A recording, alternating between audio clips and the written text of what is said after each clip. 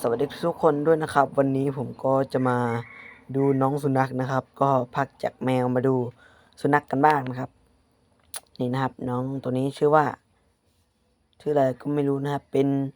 ป็นหมาของเพื่อนนะครับก็มาเล่นกับมันถ่ายคลิปมันดูนะครับเผื่อแบบว่ายังไงเผื่อมีคนดูเยอะๆนะครับจะได้ผ่านกดสร้างรายได้นะครับดูครับดูมันเห่า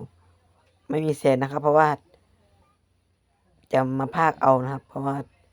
พูดตอนนั้นมันเสียงเยอะนะครับเลยพากเอา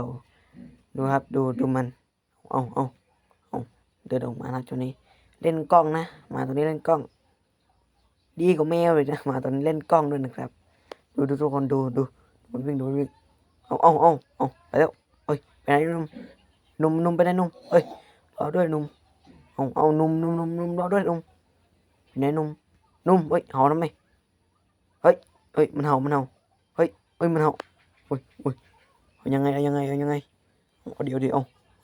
เฮ้ยเห่าอีกแล้วเอาไปแล้วเอาไปวิ่งเอาลงเอาวิ่งตามมาดีเอาเดี๋ยวเอาเห่าไม่หยุดจริงๆมาตัวนี้ก็เจอกันใหม่ในคลิปหน้า